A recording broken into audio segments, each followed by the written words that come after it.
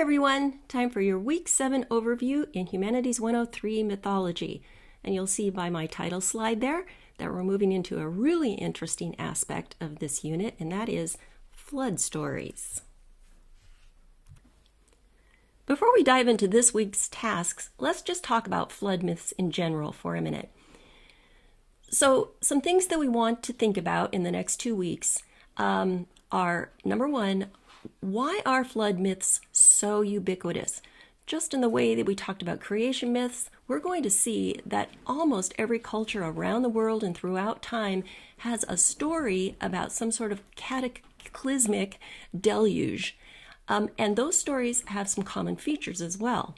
So the flood was usually caused or sent by a deity or a group of deities in response to what people were doing. People were behaving badly, or they were not acting properly. And in some stories, they're warned, maybe again and again, and they don't listen, they don't learn what they're supposed to do. And so the deities just say, okay, we're done. Time to wipe out this disobedient population and start over. And so that's another key feature, is that the floodwaters have a cleansing effect on humanity. They wipe out not everybody. There's always a few remnant survivors to start over again. And so now we can start over fresh, have a rebirth, say Civilization 2.0, and these new people are going to be much better behaved and listen to their deities from now on. A lot of myths also feature some sort of hero who is the person who saves that one remnant of the population and gets them started on their new and improved existence. Okay, quickly, let's look at what you're going to do for this week. You'll see that you have some work to do there in Week 7. We're in Module 3. On Thursday, you have a discussion post that is a reading response, and then you have a peer response to that due on Sunday by the end of the day. Here's your lineup. Those first two things there in the module are online articles that give you some good background information on flood myths. Now, one of the other things that we're looking for this week is not just the fact that they're so common and the features of flood myths. We also want to look at what do scientists say could be some possible origins for these myths, and that's what you'll find there in the first two. There are lots and lots of ideas that, say, geologists or historians have in terms of pointing to a particular natural or hydrologic event that could have been the catalyst for particular stories. And then you have 3 videos that give you all kinds of good stories. So these should be lots of fun to listen to, stories from all around the world, who was involved, what happened, and what were the consequences. And there you have the link to discussion number 5. I did something different in this module. I actually have never done this before. I came across an article that I think some of you might be very interested in, and I put it there at the bottom. Optional reading, you don't have to, but if you are interested at all in learning about the channeled scablands, which I'll talk about in just a minute, there's a short article that you might want to read. Now, I don't want to confuse you, but I wanted to give you a snapshot of next week, Week 8. So Week 8 marks midterms, and we are going to celebrate with a midterm quiz. I didn't just want to spring it on you next week. You can go ahead and click on that link. It's available to you. You can read what the midterm quiz will involve, how much time you have, just a broad idea of what it will cover. You can't start the quiz until the middle of next week, and I'll talk about that more during next week's overview. There is also a novel analysis progress report due next week. It's very short. By midterms, you should have procured the novel that you're going to be reading. You should have read at least a little bit of it. And so by next week, I'm asking you to give me a short report on what you have accomplished so far toward that assignment. One of the things that you'll learn is that there are many identifiable events throughout history that we can point to and say, some huge event happened here that involved a flood, and then we can connect stories to that event. And if you are in Pullman right now, you are sitting practically at ground zero for one of the most cataclysmic flood events to happen ever in North America. And that was the Ice Age floods, sometimes called the Brett's floods. They were a series of approximately 40 different floods that happened over thousands of years, and they are responsible for so many of the landscape features that we see just right outside of Pullman. So these are oftentimes called the channeled scablands. You'll see there is a map that shows the extent of those floods. So they really covered a great portion of both eastern and western Washington, all the way out to the coast. And if you've been out to Palouse Falls, there you see some really dramatic evidence of these floods. If you haven't been out there, well, make a day trip out of it. Go check it out and see what sorts of things have happened that would be the origin of some of these really interesting flood myths.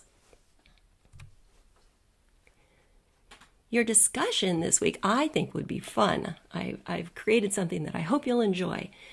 So you have a two-part reading response. After you have read the articles for this week and watched the videos, I would like you to respond in paragraph form to these questions. So what is one purpose that flood myths could serve in a culture? Why do people tell these stories? Why do scholars believe floods are such a common subject in world mythology? And then I want you to think about the scientific evidence that was presented to you. Describe two pieces of scientific evidence that point to the origin of flood myths or to the origin of one specific myth. That's the first part. The second part of the reading response is to write an original flood myth. So you have a couple of pre-writing activities that you need to do to get set up. I'd like you to go online and find a news report for a flood that happened anywhere in the world within the last 50 years. It can be a small flood, it could be something large and catastrophic. As I say, it might even be one that you personally experienced. List, first of all, the link to that news article, because I would like to read it myself, and then list the details from that event. So things like the location, the weather, the date, the time, the type of terrain, the damage that was caused. Now take those details and then add the supernatural aspects of a myth. So who were the deities that were involved, and what were they displeased about? What were people doing that caused them to send this flood? Let's see. Are there any heroes that stepped into action to help save people or protect property? Okay, and what was the outcome? So think about the structure of the myths that we have read or listened to. They're usually very short, but right to the point. And they often have a very lyrical structure or rhythm. They use very lovely descriptive language. So put some work into this. Make this a really interesting, enjoyable myth to read. So post that by Thursday, and then go online, and I would like you to read 3 of your peers' flood myths. So I would like you to respond. This isn't a critical feedback, right? We're not telling them what they need to do to fix it. So what do you particularly enjoy or like about their story? What aspects of the flood mythology do you see working in their story? And then I want you to imagine that the two of you are really collaborating on this flood myth. And so if you were there, what would be one more supernatural element or detail that could be added to their myth to take it to the next level? So please post those by the end of the week on Sunday. I've given you a narrative plot structure diagram here, which outlines how you could put together any sort of short piece of creative writing. And this would work great as you're pulling together a short myth. You could use this for your flood myth. You could also use this for your creation myth that you are working on as the culmination of this cosmic myth unit. So let's quickly go over it. You'll see it starts out with, here it says an orientation. I think of it as giving your reader or listener some context or some background to the story that is about to unfold.